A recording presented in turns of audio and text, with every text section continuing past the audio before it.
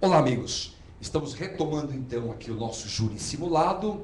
Agora vem o momento dos debates, que é o momento em que mais ansiosamente estávamos todos aguardando. Começa a acusação, começa o doutor Rogério fazendo sua acusação. Pela lei, ele teria 1h30 para falar, depois defesa 1h30, 1 hora de réplica, 1 hora de tréplica. Nós encurtamos tudo e combinamos apenas 3 bloquinhos de 15 minutos. Então, 3 bloquinhos, 15 minutos para acusação, 3 bloquinhos, 15 minutos para defesa, réplica e tréplica. Tá bem? Então, está tudo combinado. Vamos lá, então. Em suma, doutor Rogério, está com a palavra o doutor promotor de justiça e Vossa Excelência, então, tem o prazo combinado para discorrer sobre a acusação contra João da Silva. Antes de mais nada, boa tarde a todos, boa tarde ao professor Luiz Flávio, parabenizá-lo pela iniciativa e todos os também funcionários do Atualidades do Direito. Quero também cumprimentar o doutor Adel, meu colega de magistério, brilhante advogado, o que torna, obviamente, o debate muito mais saudável e interessante. Também cumprimentar ao público presente, aqueles que se colocaram na posição de jurados, meus parabéns pela coragem. E, por fim, alertá-los de que o caso que se coloca hoje é um caso emblemático que está diuturnamente na mídia e merece realmente uma análise pelo cidadão, merece ser analisado pelo Tribunal do Júri. Por quê? Eu quero fazer esta explicação inicial até para dizer a importância do julgamento popular num Estado democrático como o nosso. O legislador tipificou inúmeros crimes, e esses crimes protegem os sem números de bens jurídicos, mas quando um crime coloca em risco ou acaba afetando o bem jurídico mais importante do cidadão, que é a vida, ele retirou do juiz togado o poder de julgar e deu para o jurado, para o juiz leigo. Então, essa transferência de julgamento, dando ao juiz titular apenas e tão somente a presidência dos trabalhos e o efetivo julgamento aos juízes leigos demonstra a importância não só do caso, como das funções exercidas por aqueles que se colocam na posição de jurados. O caso, obviamente, é de um crime doloso contra a vida, é de um crime que colocou não só em risco, como ceifou o bem jurídico mais importante do ser humano, que é a vida. E o caso, como já foi dito, é de João da Silva, que dirigindo embriagado em alta velocidade, velocidade excessiva, ceifou a vida de uma senhora. Bom, eu jamais viria aqui, e quero desde logo alertar que não é o meu posicionamento, vir aqui e dizer que embriaguez ao volante configura dolo eventual. Ninguém pode afirmar isso. Ninguém pode dizer que o simples fato de dirigir embriagado configura ou faz presumir um dolo, ainda que eventual. Isso é um absurdo, isso é uma insanidade, do mesmo jeito que é uma insanidade defender de forma absoluta a tese oposta. Também ninguém pode vir aqui dizer que a embriaguez ao volante configura sempre culpa consciente. Não. Tratar a embriaguez ao volante sempre como dolo eventual, ou tratar a embriaguez ao volante sempre como culpa consciente, seria colocar um véu de ignorância, e quando eu digo um véu de ignorância, é ignorar as circunstâncias do caso concreto. Para saber se houve dolo eventual ou se houve culpa consciente, temos que aquilatar o caso concreto. Temos que analisar as circunstâncias que envolveram o ébrio, as circunstâncias que envolveram a direção embriagada, de que forma o ébrio dirigia o seu veículo automotor. Todas essas circunstâncias somadas vão levar à conclusão culpa consciente ou dolo eventual. No caso, eu entendo que estamos diante de um claro dolo eventual. Então vejam, em nenhum momento eu estou presumindo o dolo eventual apenas e tão somente porque o João da Silva estava embriagado dirigindo o seu veículo automotor. Eu estou dizendo que neste caso, João da Silva embriagado dirigindo o seu veículo automotor, ele teve previsão do resultado e assumiu o risco de produzi-lo. Neste caso, jamais quero aqui generalizar e dizer que eu, como promotor de justiça, extrairia sempre esta conclusão. Não, demandaria a análise do caso concreto. Com a mesma sinceridade que eu digo que houve dolo eventual, e vou comprovar isso daqui a alguns minutos, quero dizer que eu, com a mesma sinceridade, vou pedir para os senhores jurados abolirem a qualificadora. Então vejam, essa minha postura, ela demonstra duas coisas. Primeiro, que o Ministério Público não é um órgão acusador, que quando o promotor vem e defende a sua tese, ele não é um acusador gratuito. O promotor, quando no tribunal do júri defende a sua tese, ele procura, antes de mais nada, promover a justiça. Promover a justiça do modo como ele entende que ocorreu. Só tem um teto e o teto é a verdade. Eu, a partir do momento que entendo que há dolo eventual, eu vou defender a tese do dolo eventual. E se eu não me convenço da qualificadora, não tenho problema algum em pedir para excluí-la.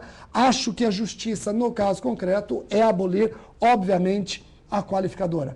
Não existe aqui um acusador gratuito, mas uma pessoa que, como qualquer outra, isso vocês entendam, sempre que se depararem no tribunal do júri, entendam que o promotor de justiça também quer dormir com a consciência tranquila, não quer dormir com o erro de haver, eventualmente, cometido excesso. A qualificadora, no caso, me parece excessiva, então excluam a qualificadora, mas o dolo eventual me parece justo. E essa justiça eu vou buscar convencê-los no nosso caso. E essa discussão, se embriaguez ao volante é dolo eventual ou culpa consciente, precisa daqueles que se colocam à disposição para analisar, é preciso que vocês analisem de uma maneira um pouco diferente. Infelizmente, vai exigir de vocês um tormentoso trabalho de consciência e de espírito. Porque eu gostaria que fosse resolvido como resolve um cirurgião no momento em que ele se depara com uma enfermidade. O cirurgião, ele corta o corpo, corta a pele do paciente e, abrindo a pele, ele encontra a enfermidade. Aqui não, aqui nós vamos ter que agir um pouco diferente, por isso um tormentoso trabalho de consciência e de espírito. Aqui vamos ter que agir um pouco como clínico geral, olhando o caso concreto, com perguntas e respostas, nós vamos chegar na enfermidade.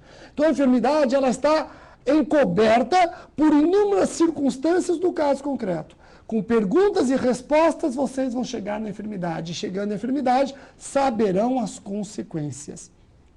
Então é importante ter em mente que a maneira de explorar esse trabalho hoje é uma maneira um pouco diferente. Vai exigir um raciocínio de todos nós, absolutamente todos nós. Eu, como já anunciei, vou defender a tese de que estamos diante de dolo eventual. Por que eu vou defender a tese de que nós estamos diante de dolo eventual? Porque eu não estou diante de uma simples embriaguez ao volante. Não é o caso de João da Silva, embriagado, dirigir o seu veículo automotor. O dolo eventual, ele se sobressai quando você percebe que João da Silva, embriagado, em velocidade excessiva, dirigia o seu veículo automotor. Então vejam, uma coisa é o João da Silva embriagado, dirigindo o seu veículo automotor e tentando, apesar de embriagado, dirigir normalmente. Ainda que não conseguisse, mas tentando dirigir dentro de um espectro de normalidade. Essa é uma situação. A nossa situação é totalmente outra. A nossa situação, ela tem circunstâncias que não podem ser desconsideradas. Eu tenho um motorista bêbado que não procurava dirigir dentro da normalidade. Não estou nem aqui exigindo que o motorista bêbado consiga dirigir dentro de um clima de normalidade. Mas pelo menos ele tem que demonstrar que ele queria dirigir. Aqui eu estou diante de um bêbado que dirigia em altíssima velocidade. Ou seja, não tenho só a embriaguez, eu tenho a embriaguez ao volante acoplada, somada a uma direção em velocidade excessiva. Então vejam, se nós atentássemos para as decisões recentes do STF, a simples direção perigosa em altíssima velocidade na disputa de competição entre veículos automotores em via pública não autorizada já tem sido objeto de decisões que entendem configurar dolo eventual. Então vejam, nós encontramos decisões do Supremo em que o famoso racha tem sido rotulado como praticado com dolo eventual. Aqui, mais do que uma direção perigosa em alta velocidade. Uma direção perigosa exercida por quem estava incapaz de dirigir, pois bêbado. Então, reparem que eu não tenho somente uma embriaguez ao volante. E eu não tenho também somente uma direção em alta velocidade. Eu tenho os dois. Eu tenho as duas circunstâncias somadas. Logo, eu entendo que não configura a culpa consciente, que poderia eventualmente gerar se fosse uma simples embriaguez ao volante, resultando em a morte de um pedestre, apesar de o condutor buscar manter a normalidade. Eu tenho aqui uma embriaguez ao volante em altíssima velocidade. Esse detalhe é muito importante para demonstrar principalmente o desprezo do motorista para com o bem jurídico alheio. Por quê? Porque uma tese que sempre é defendida pela parte contrária, por aqueles que buscam repudiar o argumento do dolo eventual, eles costumam dizer o seguinte: o condutor embriagado, ele não tem interesse ou não consente em destruir o próprio patrimônio ou a própria vida. Como é que nós podemos dizer que ele consente em destruir a vida de alguém? Então vejam só, talvez esse argumento seja levantado pelo doutor Adel. Se for levantado, nós já vamos usar o momento para rebatê-lo. Então vejam, eles vêm aqui, em resumo, dizem o quê? O bêbado, ele, quando dirige o veículo automotor, ele não consente em destruir o seu veículo. Ele não consente em acidentar-se e, eventualmente, acabar tirando sua própria vida. Como é que nós podemos dizer que ele consente em destruir patrimônio alheio ou a vida alheia? Essa é uma tese que eles levantam. Para rebater essa tese, eu vou me aprofundar no assunto dolo eventual e eu já volto, porque é no próximo bloco. Você ia levantar isso, Adel? Ok, já.